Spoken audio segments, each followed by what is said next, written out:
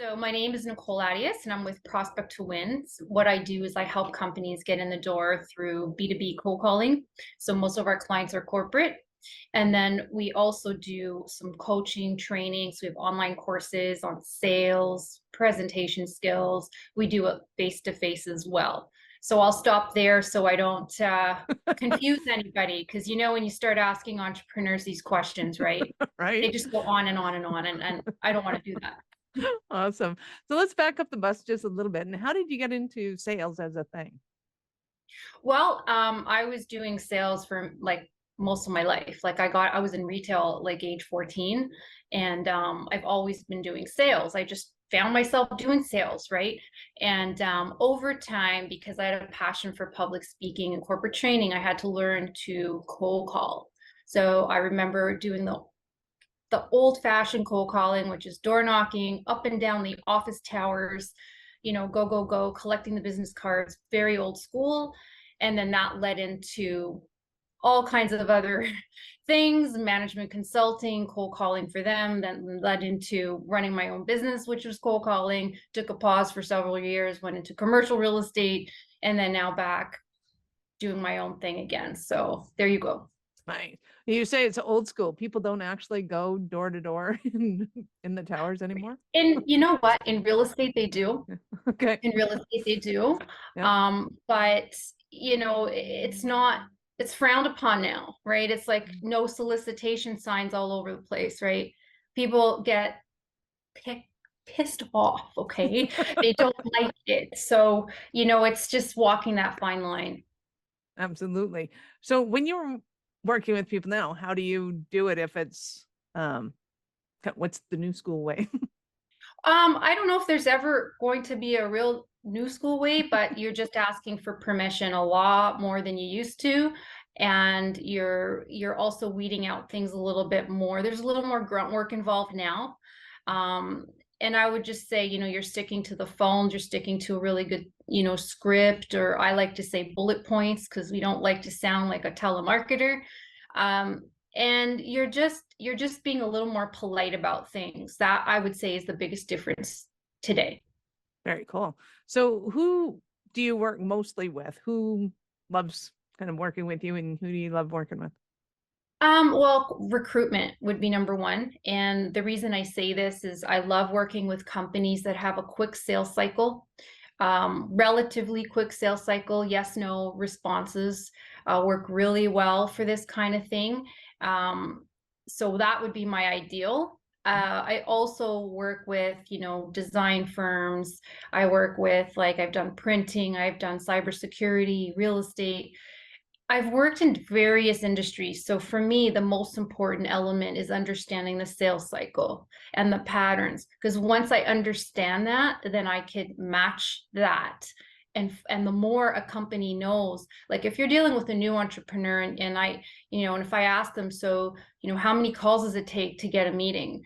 Oh, I don't know. Or how many, meetings does it take, to close something? I don't know. Well, if the I don't know answer, I could still help those individuals, but it's me doing the work. Now, if a company comes to me and says, okay, these are our patterns, match it, those are ideal, because then I know I have to make 15 calls to get this result, 20 calls to get that result. Like the more clear they are, the better, right? The more you know about your business and how it works and how it impacts and the sales cycle, the better I'm going to help you move along. I love it. So why do most companies come to you to say, hey, can you do our stuff for you? Is it because they're not getting the results? It's just they don't have time? What's going on for the most one? Yeah, either if it's new, then they need to use someone like me to find out what those patterns are. If they are established, it's usually the established companies. They just don't have the steam to make the calls, or their sales reps are not bringing it home, or they just need someone to take over areas that they can't handle anymore, right? This is really common. And I do work with sales teams. So a company that has a sales team, they're still producing, but they may not want to do the initial cold calling. They may want to just say, oh, okay, I'm going out for the meeting and I'm gonna, dazzle them that way.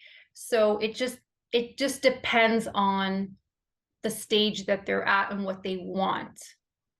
Cool. So there is such a there is still such a thing as a closer and an opener, and you guys are willing to participants in the cold calling part.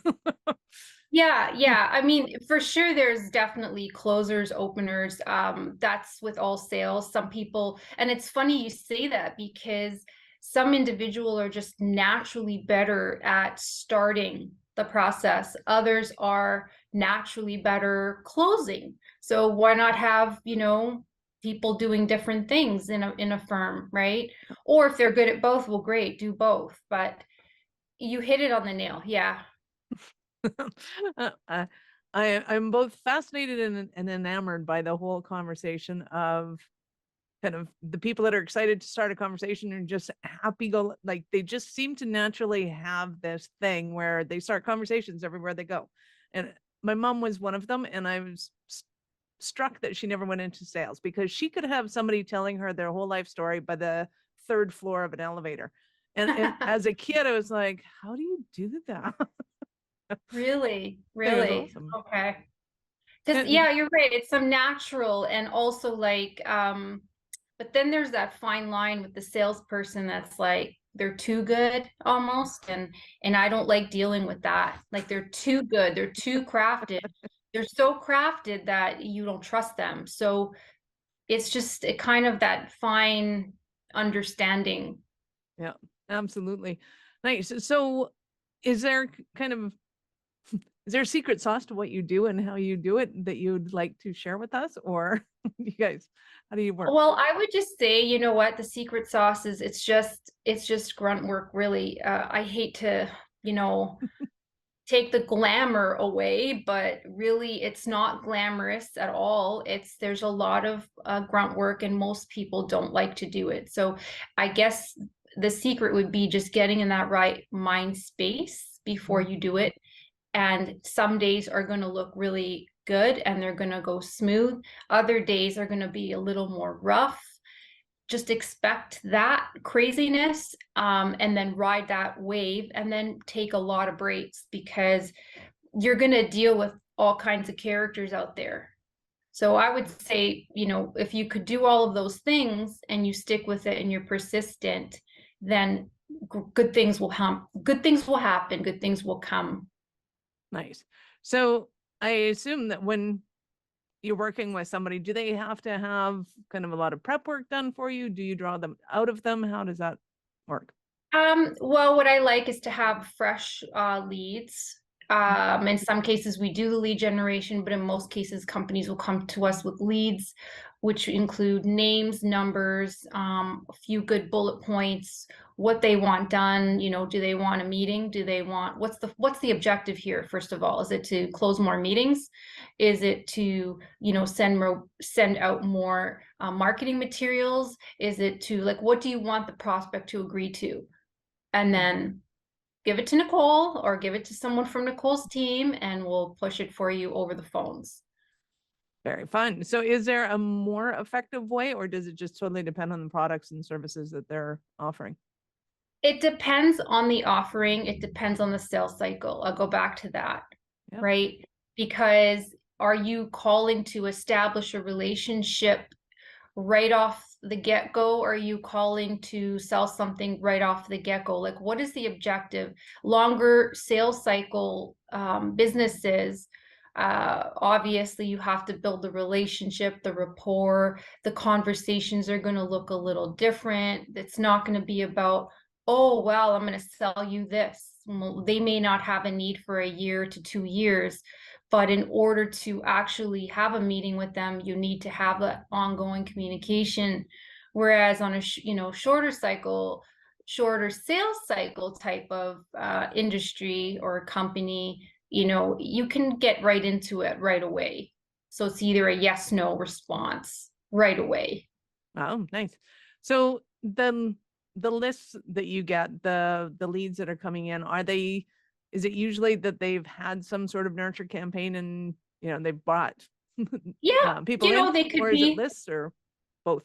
warm leads. They could be leads generated from their own CRM that Mhm. they've been, working on over the years. They could be, cold leads. Like I've seen it all. Mhm. It's just a matter of, what they have and what they want me to do with it. Very cool. And what kind of questions would you expect somebody to have for you when they initially sign up? You mean from a potential prospect who wants our service? Yeah, Well, what do you charge? What can you always. guarantee me? Yeah, like that's the big one. What can you guarantee me? And really that's what it is, right? Like they have to be ready. They have to be ready. Because I mean, what can you guarantee me? I can guarantee you that I am going to get on the phone. Can't really guarantee that anybody's going to answer or that they're going to engage in conversation. Well, So how actually, does you that know work? what? Huh? You'd be surprised. You'd be surprised. If I understand the industry, I understand the sales cycle. Like I'm the one asking these questions, right? If I have that information, then I could definitely give them a rough idea of what I expect to happen. Mm-hmm. But if I don't have that information, I would tell them, look, within the first 3 to 4 days of making these calls, I'm going to give you the feedback. I'm going to tell you what those patterns are. It's not rocket science. I'm going to understand right away what those patterns are. Mm-hmm. But if a company knows their business and their sales situation very, very well, very closely, Mm-hmm. then these are not going to be issues. They're going to tell me, okay, this is what happens. This is what to expect. Do what I do, right? Mm-hmm. Follow what I do because I know that it works. And that doesn't happen. That doesn't come around every day. But I love working with companies like that because they're serious. They know what works. They know the objections. They know everything. And then they use somebody like myself or our firm to really bring it home. And that works like that's like a match made in heaven. Nice. I love it. So I'm just going to ask you, what is your favorite part of your business? I actually like teaching this stuff. I love, as you could see, I like talking about it, but I like teaching people because they don't realize what kind of results can happen. They don't realize it yet. And I love, doing the corporate training. I love getting out there and teaching the stuff that I know and having fun with the craziness I deal with on the phones and like the characters. When you have fun with it, it's just it makes life different than, oh my God, kill me, this guy's just being a you know what, right? But Yeah, when you're having fun with it, you feel different about it. absolutely. Nice. So what would you say is one of the things that in your classes and your trainings people are most shocked by? Shocked. Yeah, Oh, maybe being put on the spot, fair enough. maybe like because like I like doing role play and I like, having what we're doing now, we're just going back and forth. I would do that with a small, group of 10 people. That's like Yep. an ideal number so that, they learn from each other and they share experiences. So shocked, I don't know that they would be shocked. I think it would be there'd be more engagement Mhm. than feeling shocked. Right. But it was just like kind of one thing that surprises them. I know it's in what back in the days when I was doing sales, it was to pull out of a conversation when somebody's getting really excited. It's like, well, I'm not really sure if the timing's right when there's the potential client, the prospect super excited, because oftentimes to me, a prospect being super excited was not really a good sign. So, Right, usually there were misguided fires, and we wanted to put them kind of slow that down a little bit just so that we knew that this was actually the decision maker and that they could actually make that decision in the moment. And right. oftentimes the students were like, why would you pull somebody out of a conversation when they're clearly excited about it? Is that not the whole idea of this? So yeah, it was to us, it was super fun to see the um just the aha moments of, hey, I really am in control of this conversation and it's okay to, to have a little fun with it, to play with it, and do all those kind of You, things. you hit something on the nail. It's the person asking the questions that's in control of the whole game, right? Right. Yeah. Yeah, absolutely. And I think a lot of people too are they think that if the prospect asks a question that they have to answer it right away. That was another huge one. And they couldn't answer a question with a question. Because I'm like, no, you can definitely qualify a question. I mean, why wouldn't you? But Right, right. Well, you can really do what you want. It's a matter of having like the rapport, right? It's the rapport that we look for that makes things happen. I love it. So give us an example of one of your Cinderella stories of one of your clients. Oh, a Cinderella story? Like what? Like if Help they me out. went from chaos and mayhem, they hired you and now they're rocking and rolling, or Okay. training, or either one. I think what comes to mind now is public speaking. I think the presentation training that I do, that's what comes to mind. And the reason I say that is I don't know if you're familiar with Toastmasters. Mhm.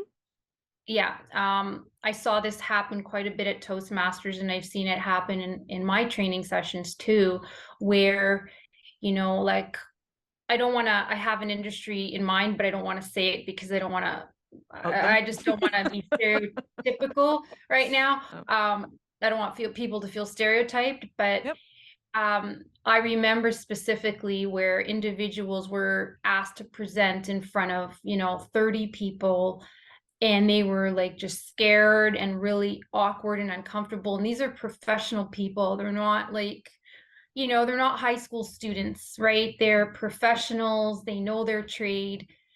And just that feeling where you're just so happy that you see the change from being so nervous to getting up and doing it. Like I could talk about this all day. It won't resonate until, someone, Bob or Jane or whoever's getting up and just actually doing the stuff and presenting in front of those people that they thought, well, how the hell am I going to do this today? And then they do it. And for me, it's like it's such a high to see these things happen, Nice. right?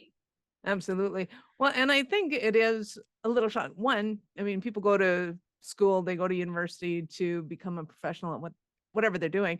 And public speaking almost never is a requirement as part of becoming a doctor or a lawyer or like lawyers probably do, but engineers certainly don't, Yeah. to be able to all of a sudden stand up and have that kind of outgoing personality, especially I think if they're naturally introverted, right? Yes.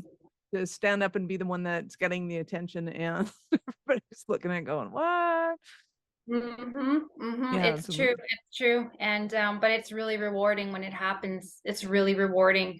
And I think more schools these days are actually implementing public speaking training.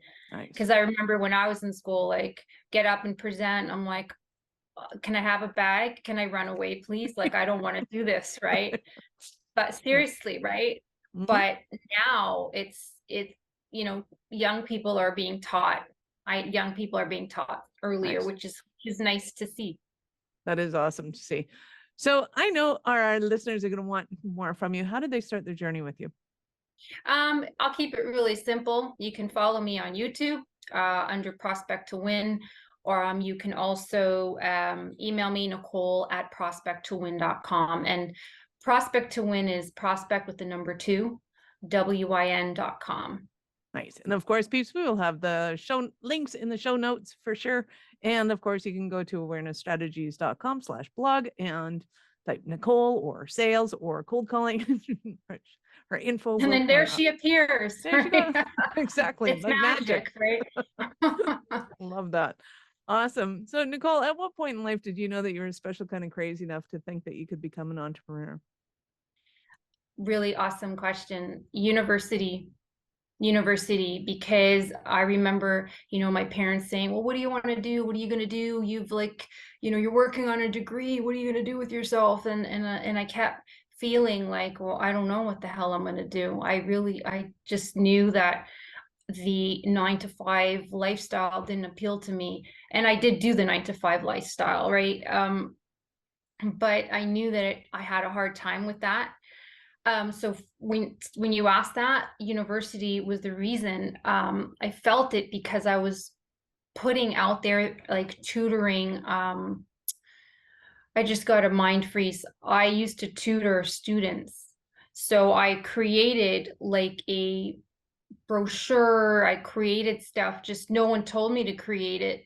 I just created it and I started to post it all over university. And then I went to different universities and colleges and did the same thing.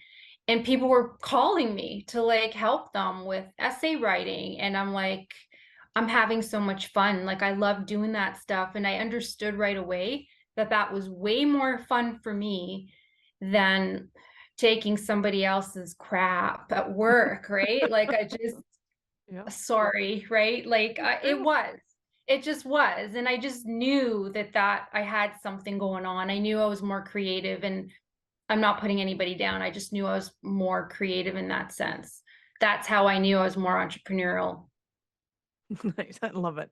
I love it. Thank you so much for your time, Nicole. You've been amazing. Any last words for our peeps?